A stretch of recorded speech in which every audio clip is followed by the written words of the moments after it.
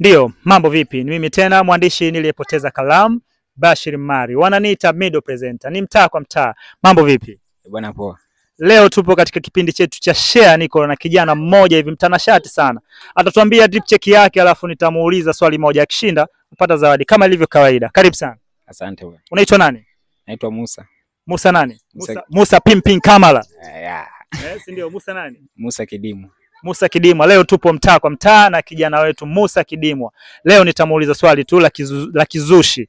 Niambie njia 3 zinazosababisha maambukizi ya UTI. Hapo changamoto hapo.